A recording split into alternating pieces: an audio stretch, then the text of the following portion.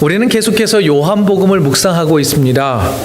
지난 주일에는 예수님의 제자였던 안드레와 그의 동생 베드로가 예수님을 만나고 나서 예수님은 우리의 진정한 구원자가 되십니다 라고 하는 고백을 함께 살펴보았습니다. 이어서 우리는 예수님께서 성경에 기록된 35가지의 기록이 있는데 요한복음에는 7가지의 기적 사건이 기록되어 있습니다. 그 가운데서 오늘 우리가 함께 살펴볼 성경의 말씀은 바로 첫 번째 기적에 대한 기록입니다. 이 첫 번째 기적은 가나의 혼인잔치에서 물을 포도주로 바꾸었던 그 기적의 말씀인데요. 그 기적의 사건인데요. 자, 오늘 우리가 이 본문을 가지고 이 기적의 내용을 함께 살피면서 교훈과 은혜를 함께 나누어 보기를 소망합니다. 본문을 딱 펼치면요, 1절의 시작은 사흘째 되던 날이라고 하는 이 문장으로 시작을 합니다. 그러면 과연 언제를 기점으로 해서 사흘째 되던 날일까 궁금하지 않습니까? 저만 궁금했군요. 언제부터였느냐면 그때를 1장으로 거슬러 올라가야 됩니다. 1장에서 예수님이 안드레와 베드로를 제자로 삼은 후에 또 다른 빌립과 나다나엘이라고 하는 제자를 또 만나게 됩니다. 바로 빌립과 나다나엘이라고 하는 제자들과 예수님이 만나서 2명을 제자로 삼으셨던 그날부터서 3일째 되던 날이라는 의미입니다. 그런데 그 의미만 있는 것이 아니라 이 사도 요한은요, 일부러 셋째 날, 사흘째 되던 날이라고 하는 이 시간의 개념을 일부러 사용하고 있는데, 성경을 쭉 살펴보면 1장 19절에서 세례 요한이 예수님이 메시아 되신다라고 하는 증언한 그 날부터 계속해서 성경을 보면 그 첫날, 19절의 그 첫날, 그리고 29절에 보면 이튿날 요한이, 그리고 또 35절을 보면 또 이튿날 요한이, 며칠이 흘렀습니까? 3일이 흘렀어요. 잘 헤아려 보세요. 그리고 43절에 또 이튿날 예수께서 라고 되어 있고, 오늘 본문인 요한복음 2장 1절에서는 사흘째 되던 날 갈릴리 가나에 혼인잔치가 있었습니다 라고 이 사건을 기록하고 있습니다. 그러면 세례 요한이 예수님을 향하여서 예수님이 우리의 창조주시오, 우리의 구원자 되신다라고 하는 첫 번째의 그 증언을 했던 날부터 카운팅을 해보면 19절, 29절, 35절, 43절, 그리고 2장 1절까지를 하면 총 며칠째예요? 7일째 되는 날이라고 하는 것을 강조해 주고 있습니다. 이 7일째, 7일이라고 하는 이 단어를요, 이 날을 사도 요한은 하나님께서 말씀으로 7일 동안 천지를 창조하셨던 것과 연관을 시킵니다. 왜 우리가 요한복음 1장을 우리가 묵상했을 때 태초에 말씀이 계시니라, 이 말씀은 곧 그리스도셨고 예수님께서는 태초부터서 계시면서 천지를 창조하신 분이다 라고 하는 것을 강조하고 있었다고 우리가 이미 묵상을 했죠. 2장이 시작되면서 또다시 사흘째 되던 날, 곧 그 7째 날을 떠올리는 그날 예수님께서는 물을 포도주로 바꾸시는 창조의 기적을 일으키셨습니다 라고 하는 것을 우리에게 보여주는 내용입니다. 자, 이러한 의미가 있는 사흘째 되던 날에 갈릴리 가나에서 결혼식이 있었습니다. 결혼잔치가 벌어졌습니다. 자, 결혼잔치가 벌어진 그날 갈릴리 가나에 예수님과 그리고 그의 어머니인 마리아와 제자들이 혼인잔치에 초대를 받았습니다. 아마도 신랑이 예수님과 가까운 인척관계였던 것으로 여겨집니다. 또한 제자들이 초대된 것은 보시다시피 저 서클 안에 갈릴리라고 하는 지방은 그리 넓은 지역은 아닙니다. 그리고 그 당시에 살고 있었던 인구들도요, 굉장히 몇만 명이 살지 않았어요. 그래서 주로 저 갈릴리 바다를 중심으로 해서 어부 생활을 하던 사람들이었기 때문에 대부분 다 알고 지내던 사이인 것입니다. 그래서 옆 동네에 큰 잔치가 있어서 그 신랑이 초대하니 그저 기쁜 마음으로 축하해 주기 위하여 함께 찾아갔던 것입니다. 게다가 예수님의 제자였던 나다나엘이라고 하는 사람은 원래 그의 고향이 어디냐면 가나라고 하는 곳이었습니다. 그리고 이 나다나엘은 동네에서 좋은 평판을 가지고 있었던 사람이에요. 쉽게 말하자면 동네 유지였습니다. 그래서 동네 유지를 결혼식에 초청해서 함께 즐거워하기를 원했던 것입니다. 그뿐만 아니라 당시에 이 유대인들의 결혼식은요, 신랑 집에서 보통 일주일 동안 진행이 되었습니다. 일주일 동안 신랑이 결혼 예식을 하면서 이웃들도 초청을 해서 좋은 음식으로 대접을 하고, 뿐만 아니라 신부 측 하객들을 초청을 합니다. 그래서 좋은 음식으로 대접하면서 내가 괜찮은 사람입니다 라고 하는 것을 신부 측에게 어필하는 기간으로 삼았습니다. 왜? 신부 딸 가진 부모님들은 대부분 내 딸이 이성교제를 한다 또는 결혼할 상대다 그러면 뭐부터 생각하세요? 아, 저놈이 과연 내 딸을 굶기지는 않을까? 넉넉한가? 인품은 어떠한가? 사람들로부터 어떤 평가를 받고 있는가? 그거 궁금하지 않으시죠? 전혀 관계가 없는 사람들처럼 아니요, 그런 것 같아요. 대부분 어머니들은 그런 것 같습니다. 자, 그런 것처럼 이 일주일 동안 진행되는 결혼식에서 이 신랑을 충분히 점검해 볼 수 있는 기간이 되었습니다.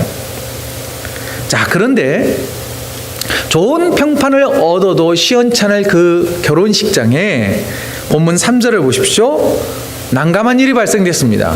포도주가 떨어진 것입니다.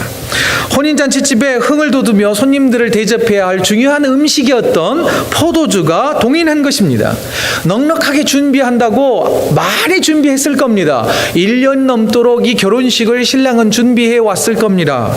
손님들이 생각보다 예상보다 많이 왔던지, 아니면 온 손님들이 죄다 술고래여가지고, 아니면 먹는 것을 즐기던 사람이어서 너무 많이 먹었던지, 어쨌든 술이 동인하고 말아버렸습니다. 포도주가 떨어졌다는 것을 볼 때에 보통 일주일 동안 진행되는 이 결혼식에서 첫날 포도주가 떨어지는 일은 없겠지요. 아마 거의 결혼식 막바지가 되지 않았을까 싶습니다. 하루나 이틀만 지나면 결혼식이 성황리에 잘 마무리될 것 같았는데, 아이고 이런, 포도주가 떨어지고 말았습니다. 빨리 이 포도주를 구해오지 않으면 자칫하다가는 이 결혼을 망치게 생겼습니다. 또 신랑이 우스운 꼴 당할 그런 처지에 놓인 것입니다. 이때 예수님께서 물을 포도주로 바꾸어 주셔서 이 모면하게 하시는 그런 은혜를 베풀어 주십니다. 자, 여기에서 한 가지 교훈을 얻고자 합니다. 자, 포도주가 떨어졌습니다. 예수의 어머니인 마리아는 예수님에게 이렇게 말하죠. 포도주가 없습니다.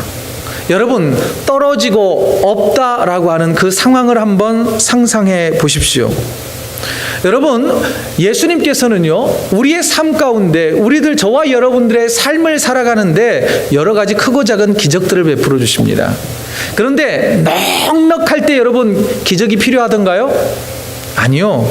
평안하고 아주 만족스러울 때는 기적을 바라는 사람이 그리 많지는 않습니다. 대부분 기적을 바라는 사람들은 뭔가 부족한 사람들, 뭔가 연약한 사람들, 결핍이 있는 상태에서 기적을 바랄 때가 훨씬 많지요. 맞습니다. 우리 주님께서도요, 부족한 사람들을 통해 불쌍한 상황에 있는 자들에게, 또한 어려움과 고통과 시련을 당하는 그런 상황 가운데 있는 사람들에게 기적을 베푸시더라는 것입니다. 자, 앞으로 우리가 7주 동안 오늘부터서 예수님의 기적에 대해서 쭉 살펴볼 텐데요, 다음 주에 우리가 함께 볼 요한복음 4장에도 보면 병든 아들을 위하여 아버지가 예수님에게 간청합니다. 내 아들을 좀 살려달라고. 그때에 병든 아들을 살려주시는 기적을 베풀어 주십니다. 또한 5장에 보면, 요한복음 5장에는 38년 동안 병을 앓고 있었던 병자가 있었습니다. 그 38년 된 병자에게 기적을 베풀어 주셔서 걷게 하시고 자기 가정으로 돌아가 삶을 회복하게 하십니다. 요한복음 6장에 보면 먹을 것이 없어서 굶주리던 5,000명이나 되는 사람들을 오병이어의 기적으로 많은 사람들의 배를 먹이게 하시는 그런 기적을 베풀어 주십니다. 보십시오. 죄다 오늘 본문에서도 그렇고 앞으로 우리가 보게 될 모든 기적의 상황은 뭐냐? 부족하다는 거예요. 떨어졌다는 거예요. 결핍의 상황일 때 주님께서 은혜를 베풀어 주시더라는 것입니다. 자, 이처럼 예수님이 베풀어 주시는 기적은요, 넉넉한 데만 있는 것이 아니라 어려운 상황 속에 임하는 축복이요 은혜라고 하는 것을 기억하시기 바랍니다. 그러므로 우리의 삶에 뭔가 부족한 게 있다, 고통이 있다, 결핍이 있다면 그것을 도구로 삼아서 베풀어 주실, 하나님이 베풀어 주실, 주님이 베풀어 주실 그 기적을 기대하는 저와 여러분의 삶이 되시기를 주의 이름으로 축원드립니다. 또 하나, 예수님께서 기적을 베풀어 주실 때 우리가 취해야 할 자세를 마리아와 하인들의 모습을 통하여서 교훈을 얻을 수가 있습니다. 자, 마리아가 포도주가 떨어졌다는 사실을 가장 먼저 알았습니다. 아마 이 여자 손님들, 초청된 여자 손님들의 숙소가 이 술을 보관하는 창고 옆에 있었기 때문에 마리아가 가장 먼저 이 사실을 알았던 것으로 보여집니다. 마리아는 이 결혼식에 있어서 포도주가 얼마나 중요한 음식이라는 것을 알았습니다. 그래서 이러다가는 결혼식을 망칠 것이 걱정이 되었습니다. 왜일까요? 앞서 말씀드린 것처럼 예수님과 이 혼주 측과는 가까운 인척 관계였기 때문입니다. 그래서 마리아는 생각합니다. 서둘러서 이 문제를 좀 해결해 주고 싶었습니다. 그래서 예수님에게 찾아갑니다. 예수님에게 포도주가 떨어진 사실을 알립니다. 그런데 마리아는요, 왜 혼주에게 찾아가지 않고 신랑을 찾아가지 않고 예수님에게 찾아가서 포도주가 없다라고 말씀하셨을까? 이걸 한번 생각해 보기로 합니다. 한 가지 추측해 볼 수 있는 것은 혼주 측에서 이 마리아를 불렀을 것으로 여겨져요. 그러면서 우리 흔히 생각할 때 잔칫날 우리 일가 친척들에게 이런 것 좀 잘 챙겨주라고 부탁하지 않습니까? 이모 돈가방 잘 챙겨주세요. 뭐 이런 고모 음식 떨어지지 않게 잘 챙겨주세요. 이런 것처럼 혼주 측에서 마리아에게 이 음식에 관련된 부분들을 좀 잘 살펴달라고 부탁하지 않았을까 생각해 보게 됩니다. 또 다른 이유는요, 마리아가 예수님을 찾아간 이유는 오늘 본문을 보면 예수님의 아버지였던 요셉의 이름이 등장하지 않습니다. 그것으로 보아서 아버지였던 요셉은 이미 사망하고 오래전에 사망하고 예수님의 어머니는 미망인으로 살고 있었던 것으로 보여집니다. 가장이 누구였냐? 남편이 죽고 나서 큰아들이었던 예수님이 가장이었습니다. 마리아는 크고 작은 집안 일들이 생길 때마다 큰아들이었던 예수님에게 의논했고, 예수님은 그때마다 가장 좋은 방법과 지혜로운 방법으로 그 문제들을 해결해 주었습니다. 단 한 번도 마리아를 실망시킨 적이 없었던 것이거든요. 그래서 이번에도 우리 예수님이라면, 우리 아들이라면 이 문제를 능히 해결할 수 있는 좋은 제안을 해줄 거다라고 하는 기대를 가지고 예수님에게 먼저 말씀한 것이라고 보여집니다. 또 한 가지 생각해 볼 수 있는 것은, 여러분, 마리아가 예수님을 임신할 때 그 사건 아시죠? 가브리엘 천사와 또한 많은 목동들과 저 동방의 박사들이 예수님을 찾아와서 경배했던 그 사건, 마리아는 기억하고 있었을 겁니다. 또 하나 누가복음에 사건이 하나 있습니다. 예수님이 12살 때 저 갈릴리 쪽에 살다가 아래쪽에 있는 예루살렘에서 유월절 절기를 지킬 때 예수님을 잃어버렸습니다. 그래서 3일 동안 마리아와 요셉이 예수님을 찾아서 막 울면서 찾다가 어디서 예수님을 찾았냐면 성전에서 이 율법 선생님들과 어려운 이야기를 서로 나누고 있는 모습을 발견하게 됩니다. 그리고 그때 아마 마리아가 그랬을 것 같아요. 성경의 기록은 없지만 도대체 어디 간 거야? 왜 여기 있었던 거야? 라고 타박했던 것 같아요. 그때 예수님이 뭐라고 말씀하셨느냐면 왜 저를 찾고 다니셨어요? 내가 내 아버지 집에 있어야 될 것을 알지 못하셨나요? 이런 말씀을 했단 말이에요. 그때 성경은 이렇게 기록합니다. 이때 예수님이 하셨던 이 말씀을 마리아는 마음에 간직하고 있었더라. 아, 우리 아들이 일반적인 내 아들이 아니구나. 내 아들은 메시아이구나. 온 세상 죄인들을 구원할 구원자이시구나 라고 하는 것을 마음속에 간직하고 있었던 것입니다. 자, 그런 거라면 지금 마리아는 예수님이 전능하신 하나님의 능력을 가지고 있기 때문에 이 문제도 능히 해결해 주실 것이다 라고 하는 기대감을 가지고 예수님을 찾아갔던 것입니다. 자, 여기에서 우리가 또 하나 배워야 할 교훈이 있습니다. 여러분, 삶에 어려움이 있을 때 여러분들은 어떻게 하십니까? 그 어려움을 극복하기 위해서 지혜를 모아야죠. 내가 할 수 있는 일들 열심히 해서 그 문제를 해결해야만 합니다. 그런데 거기에는 한 가지 위험성이 있습니다. 문제가 있고 시련과 고난이 있을 때 내 힘으로 그것을 잘 극복하잖아요. 그때부터서는 하나님 안 찾습니다. 하나님 없어도 내 문제를 내가 해결할 수 있기 때문이죠. 그런데 마리아는요, 문제가 생기자 누구를 찾아갑니까? 예수님을 찾아갑니다. 또 하나, 여기에서 잘 보십시오. 마리아의 문제가 아니에요. 마리아는 혼주가 아닙니다. 그는 초대된 손님입니다. 그럼에도 불구하고 마리아는 자기 일처럼 이 포도주 떨어진 이 일을 예수님께 아뢰고 예수님에게 이 문제를 해결해 달라고 요청합니다. 이 모습을 저는 이렇게 표현하고 싶습니다. 중보자의 모습입니다. 여러분, 우리 주변에 어려움 당하거나 결핍한 상황 속에서 힘겨워하는 형제 자매들이 있다면 우리도 마리아처럼 중보자의 모습을 보여주어야 하지 않을까요? 그때에 하나님께서는 우리의 그런 넉넉한 마음과 예수 그리스도께서 이 문제를 해결하실 수 있다라고 하는 그 믿음을 가지고 갈 때에 저와 여러분들에게도 기적을 맛보는 은혜를 허락해 주실 줄로 믿습니다. 자, 그런데요, 예수님의 반응은 전혀 다른 반응이 나타납니다. 평소와는 너무 다릅니다. 본문 4절을 한번 보실까요? 본문 4절에 보면 이렇게 말해요. 여자여, 나와 무슨 상관이 있나이까? 세상에 어머니도 아니고 여자여, 우리 아들이 커서 우리 아내에게 여자여 이랬다가는 맞아 죽을지도 몰라요.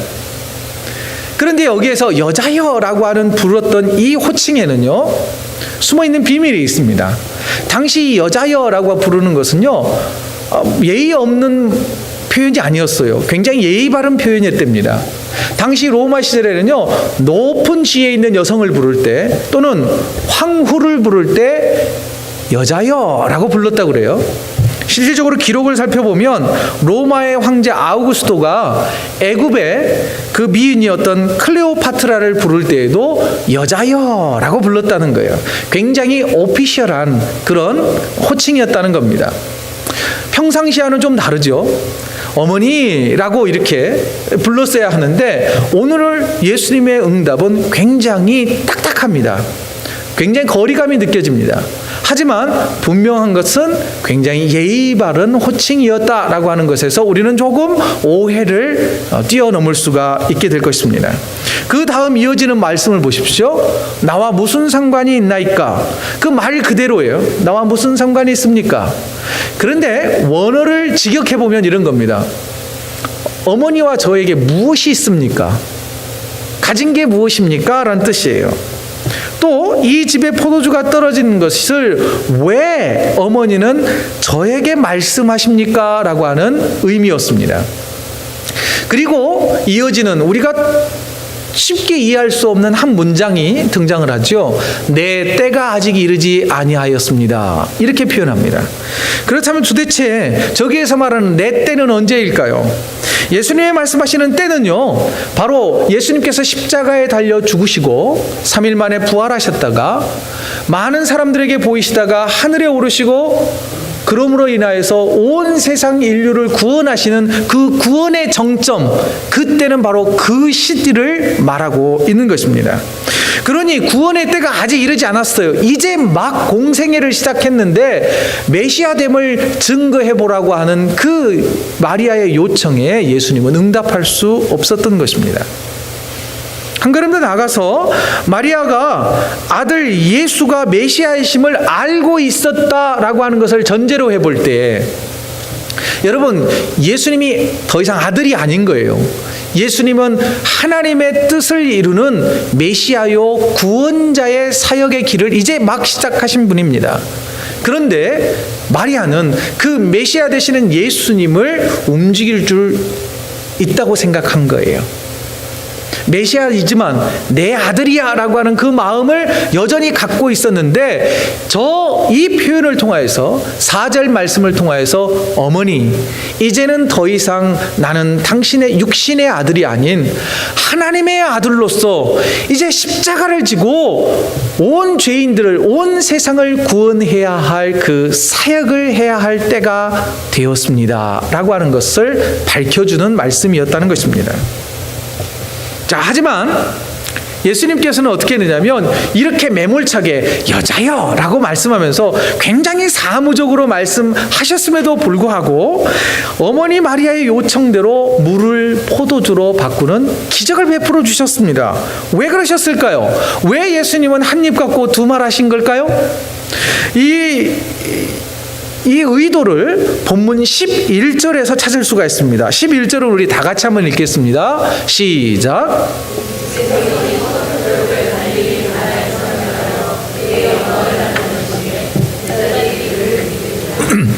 자, 예수님께서는 아직 때가 이르지 않았다 그랬어요.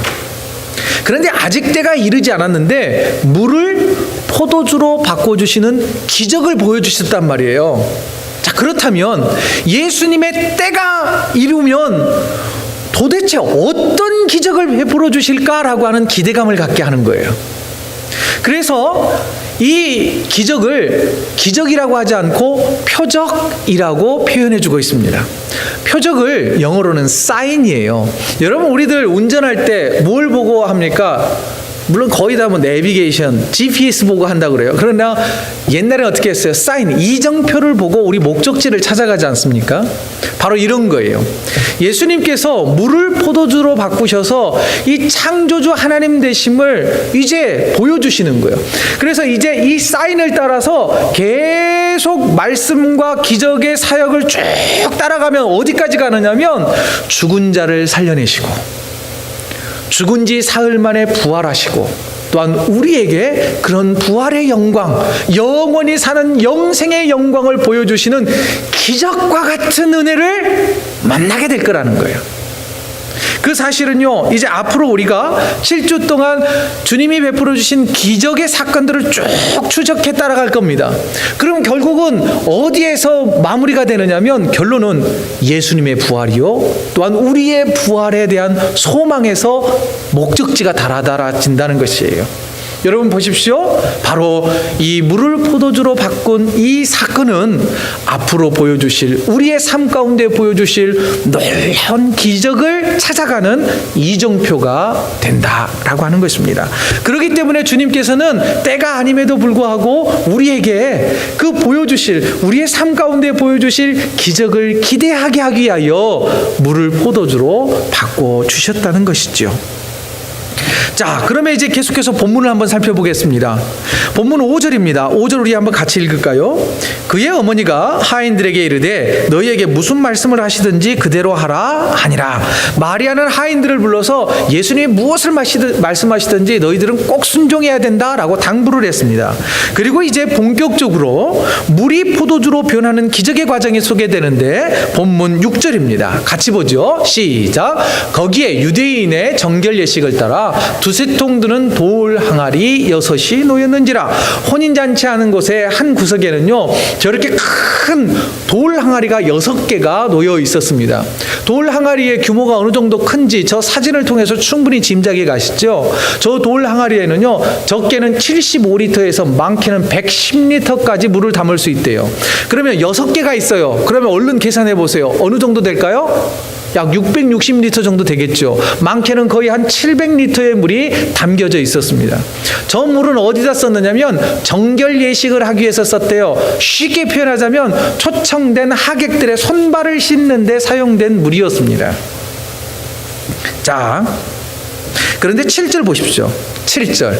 예수께서 그들에게 이르시되 항아리에 물을 채우라 하신즉 아귀까지 채우니. 여러분, 포도주만 떨어진 게 아니에요. 이제 결혼식의 막바지에 따르자 하객들이 손을 씻고 발을 씻을 이 물도, 정결 예식을 할 물도 이미 동이 나버렸습니다. 그러자 예수님께서 하인들을 불러다가 저 물동이에 물을 어디까지요? 아귀까지 꽉꽉 채우라라고 명령하셨습니다. 왜 여기서 아귀까지 채웠을까? 가만 생각해 보면 좀 재밌는 상상을 해보았습니다. 분명 절반쯤 남았을 때 물을 부어가지고 이 물이 포도주로 변하는 기적을 베푸셨다면 분명 이렇게 따지는 사람들이 있었을 거예요. 분명 그 절반 남아있었던 물이 원액이야, 원액. 포도주 원액에다가 물을 부어서 희석시킨 거야. 이렇게 따지는 사람들이 있을 거예요. 아무것도 남아있지 않는 이 물 항아리에 물을 가득 채웠습니다. 자, 여기에서 여러분 큰 돌 항아리 6개에 물을 가득 채우는 일은 쉬운 일일까요? 힘든 일일 겁니다. 예를 들어 돌 항아리를 이 물이 있는 곳으로 옮겨다가 다시 또 옮겨왔다 한다면 더 큰 이 노동력이 필요했겠죠. 아니면 작은 이 물동이에다가 떠다가 옮겨다 담는 일도 쉬운 일은 아니었을 것입니다. 당시 여러분 그 하인들은 이미 며칠 동안 손님들을 대접하느라 피곤에 쩔어 있습니다. 온몸이 욱신욱신 아파왔을 것입니다. 그런데도 하인들은 예수님의 말씀에 순종합니다. 묵묵히 물을 가득 채웁니다. 자, 여기까지는 할 수 있어요. 그 다음 절인 8절을 보십시오. 이제는 떠서 연회장에게 갖다 주라 하심에 갖다 주었더니 그 물을 연회장에게 곧 이 결혼식 매니저에게 갖다 주라는 거예요. 중동 선교사인 김동문 선교사님이 쓴 저 오감으로 성경 읽기라고 하는 책에 이 내용을 이렇게 표현해 주었습니다. 오늘날도 저 중동 지역에는 물이 구하기가 쉽지 않은데 어디서 한꺼번에 660리터나 되는 물을 한꺼번에 구할 수 있었을까? 당시의 풍습에 보면 사람들이 손 씻고 발 씻었던 물들을 버리지 않고 받아 놓았대요. 그래서 그것을 다시 재활용을 했다는 거예요. 가축을 먹이기도 하고 또는 뭐 꽃이나 화분을 키우기도 하고 허드렛 물로 사용되었다는 거예요. 아마 그 담겨진 물들을 다시 갖다 붓지 않았을까? 그렇게 상상을 해보시더라고요. 저 김동문 선교사님은요. 만일 그랬다면 그 물을 떠다가 파티 매니저에게 갖다 주라. 아, 이거는요, 이 종의 하인의 입장으로는 이랬다가는 맞아 죽을지도 몰라요. 어떤 봉변을 당할지 모르는 상황이라는 거예요. 그런데 여러분 9절을 보십시오. 연회장은 물로 된 포도주를 맛보고 분명 그 물을 갖다 줬어요. 그런데 이 파티 매니저는 뭘 마신 거예요? 물을 마셨어요? 포도주를 마셨어요? 네? 물을 마셨어요? 포도주를 마셨어요? 포도주를 마신 거예요. 보세요. 물로 된 포도주를 맛보았다라고 말하지 않습니까? 자, 그러면 대체 언제 물이 포도주로 바뀌었을까요? 성경에 기록되어 있습니다. 분명한 사실은 오늘 성경 7절과 8절 사이에 바뀌었어요. 7절과 8절 사이에. 그런데 더 놀라운 거는요, 한 가지 질문을 던져봅니다. 물동이에서 이 포도주 잔에 이 물을 떠간 하인은 이것이 물이라고 떠다 줬을까요? 아니면 포도주인 것을 알고 떠다 줬을까요? 제가 보기에는요, 뒤에 문장이 답을 줍니다. 물돈 하인들은 알더라. 이거 갖다 줬다가 맞아 죽는 거 아니야? 라고 하면서 떠다가 가지고 가는데 향이 다른 거예요. 구정물 냄새가 아니에요. 포도주 향이 솔솔 나는 거예요. 또 이렇게 봤더니 색깔이 변해져 있는 거예요. 여러분, 그것을 가져다 두었고 파티 매니저는 그 포도주를 마신 겁니다. 자, 여기에서 놀라운 은혜의 교훈이 있습니다. 자, 기적의 현장은요, 아주 먼 곳에 있지 않습니다. 기적은요, 특별한 곳에서 체험하는 곳이기도 하지만, 그러나 우리의 삶 속에서 얼마든지 경험할 수 있다는 거예요. 오늘 본문에서요, 기적을 직접 체험한 사람이 누굴까요?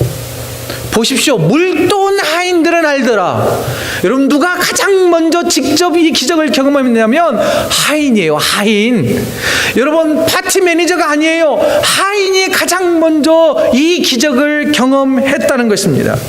여러분, 당시 하인들은요, 파티를 즐기는 게 아니었어요. 그들에게 있어서는요, 땀 흘리며 정말 단내나게 일하는 일터였습니다. 땀 흘려 수고하는 일상의 자리였어요. 우리 주님이 베풀어 주시는 은혜는요, 특별한 때와 특별한 장소에서만 있는 게 아니라 바로 우리의 삶의 자리에서, 아주 일상적인 삶의 자리에서 얼마든지 경험할 수 있다라고 하는 아주 놀라운 진리를 우리에게 선포해 주고 있는 것입니다. 그리고 여러분, 언제 그 기적을 체험했습니까? 하인들이요, 성실하게 그리고 철저히 순종할 때 그 기적을 직접 은혜를 맛보게 된 것입니다. 사랑하는 성도 여러분, 다시 본문 구절을 보십시오. 연회장은 물로 된 포도주를 맛보고도 어디서 났는지 알지 못하되 물도온 하인들은 알더라. 그리고 이제 본문 11절로 가봅니다. 이제 마지막이에요. 자, 예수께서 이 표적을 갈릴리 가나에서 행하여 그의 영광을 나타내심에 제자들이 그를 믿으니라. 자, 우리가 함께 생각해보자 하는 마지막 메시지는 뭐냐? 과연 삶 속에서 예수님께서 베풀어 주시는 기적을 대하는 태도가 어떠한가? 두 가지의 태도가 등장을 합니다. 첫 번째의 태도는요, 예수님의 제자들의 태도입니다. 예수님께서 기적을 베풀어 주셨잖아요. 그 기적을 경험한 제자들은 예수님이 우리의 메시아이십니다라고 믿었습니다. 예수님은 물을 포도주로 바꿀 수 있는 창조주 하나님이시요 전능하신 능력을 가지신 분이라고 확실히 믿었습니다. 또한 예수님이 우리를 구원해 주실 유일한 구세주라고 하는 것을 믿고 구원의 은혜 속에서 살게 됩니다. 반면에 연회장 파티 매니저를 한번 보시죠. 기적의 포도주를 직접 맞은 사람은 그 사람밖에 없어요. 가장 먼저 마셨었거든요. 그런데 그 사람이 하는 말을 들어보십시오. 단지 맛 좋은 포도주를 칭찬합니다. 신랑을 불러서 신랑을 한껏 지켜 세워줍니다. 여러분, 기적의 주인공, 기적을 베푸신 분은 누구세요? 예수님이세요. 예수님은 온데간데 없고 맛 좋은 포도주와 신랑만을 칭찬하고 있는 이 모습 속에서 우리의 모습이 아닌가를 살펴보자는 겁니다. 여러분, 주님께서요, 분명한 사실은 저와 여러분의 삶 가운데 크고 작은 기적을 베풀어 주고 계신다고 하는 것입니다. 그런데 우리는 그 기적을 맛보고 누리면서도 그 기적을 베풀어 주신 주님에 대해서는 생각을 못한다는 거예요. 때로 아유, 집사님은 좋겠어, 하나님이 복 주셨나 봐, 나는 왜 그런가 몰라, 주님이 베풀어 주시는 그 은혜를 비교하면서 실망하고 좌절하고 하나님 앞에 불평하기는 하지만 나에게 주신 그 은혜에 대해서는 감격하거나 감사할 때가 훨씬 적더라는 것이지요. 사랑하는 성도 여러분, 우리 삶 속에서 기적을 베풀어 주시는 예수님을 만나고 그 예수님께 감사할 줄 아는 저와 여러분이 되시기를 소망합니다. 말씀을 정리하겠습니다. 예수님이 베풀어 주시는 기적의 은혜는요, 넉넉한 데만 있지 않습니다. 부족한 데서, 어려운 데서, 슬픈 데서 기적의 은혜가 주어진다는 사실을 기억하시기 바랍니다.